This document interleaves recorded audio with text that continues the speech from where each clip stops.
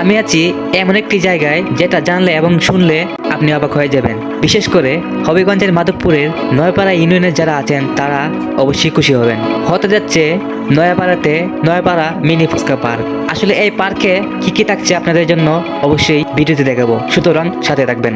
আসলে এই পার্কটি বিভিন্ন জায়গা, বিভিন্ন কিছু এবং বিভিন্ন কালারের রং দিয়ে সাজানো হয়েছে, যা রুচিসম্মত, দেখলেই অনেক ভালো লাগে। এখানে খাবারের ব্যবস্থা ছাড়াও একটা আকর্ষণীয় মাত্রার ব্যাপার হলো এখানে শিশুদের জন্য ভালো খেলাধুলার ব্যবস্থা করা হচ্ছে, যা সকলকে অবাক করে তুলছে।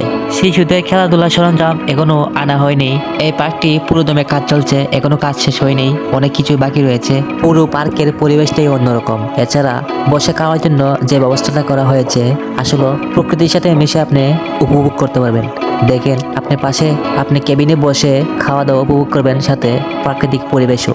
এটা আমার কাছে অনেক ভালো লাগছে। আপনাদের কাছে কেমন লাগছে অবশ্যই জানাবেন। দেখা হবে অন্য কোনো ব্লগে। ভালো থাকবেন।